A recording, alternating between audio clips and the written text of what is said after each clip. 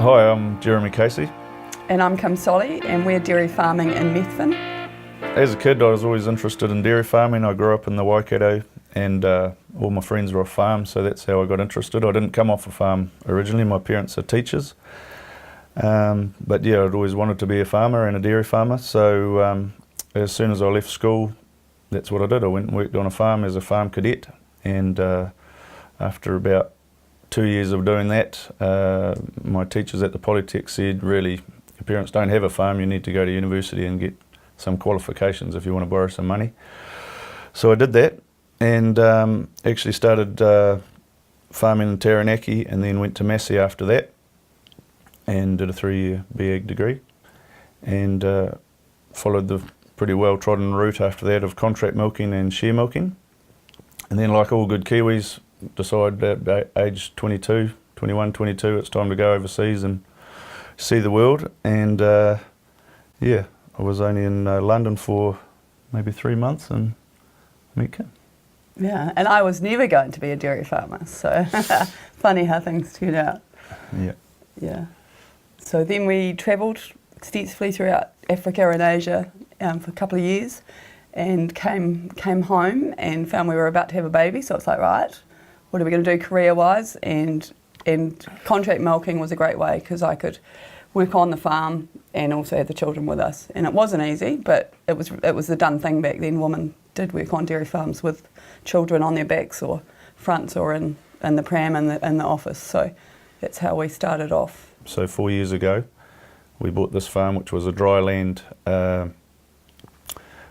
mixed cropping farm. So wheat, barley, ryegrass, clover for seed, and lamb fattening, in a very good area soil-wise and quite good climate-wise, but always let down by an early dry, November, December dry, and this year's really shown up exactly the same why you need irrigation. So we bought the farm, we put the irrigation on it, and took a whole year pretty much to convert it from dry land sheep and cropping to dairying, and it hasn't been easy, but I think this is our third lactation now, third season milking, and yeah, the farm's really starting to hit its straps. So we've actually bought 2 farms both sides of the road, who've been in the ownership of different people over the years, but they've always owned both farms. So the husbandry of the farms and the management has been the same over the last 20 years or more. And so we've got exactly the same soil type over the whole farm, we're in the same climate, and now we've put a dairy system over the top of that. So this trial became an obvious thing to do as far as investigating conventional versus biological farming.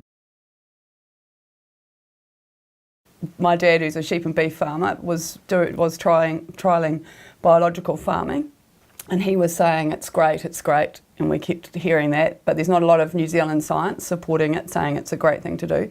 So it's all American-based science around a professor. William Albrecht. Yeah, Albrecht from America. So that's sort of the background science of it. And Dad kept raving about it, and one year we went up there and it's like, oh, you know, we can see the difference now. And so then when we bought this farm, it was like, we have a great opportunity. You know, a farm, the road goes down the middle, 2 farms, one each side.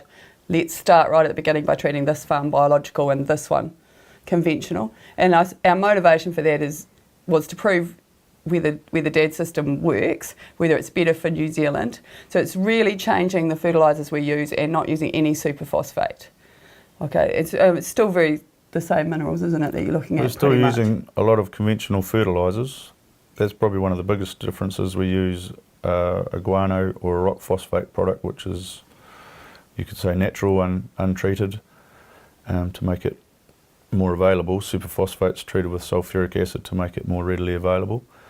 And we're trying to minimise our use of nitrogen fertilisers. So we're trying to encourage, with the biological system, a more clover-based system which releases natural nitrogen and also builds up humus in the soil, which the microbes can also release nitrogen. So they're probably the 2 big fundamental differences.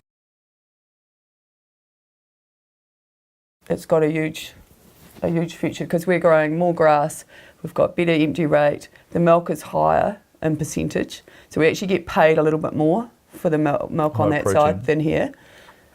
So that's from Fonterra. So they differentiate.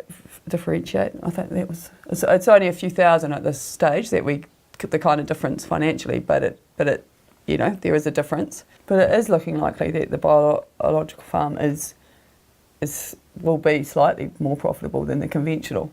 You know, it's not going to be less profitable, and I suppose that's what we went in thinking, is that are we going to have to carry less stock? And it's not looking like that at all. Yeah, one of the questions at a recent field day was, you know, so how long do you think you're going to be able to handle doing this trial for before you go broke, sort of thing, or you start, you know, losing money that you've got to stop it? And, you know, I think as long as it's at least as profitable, but if it has a better environmental footprint, then it's a good viable alternative for people. So I think long term, my feeling is that it'll be horses for courses. People will stick to the conventional thing because it's what they know. They'll have to back off according to the limits. But for people who are interested in this style of farming, which is, it's not hugely different, which I think is what encourages people into it. It's not organics or, you know, it's not a wacky type of farming or, you know, grinding up goat's horns and that sort of stuff.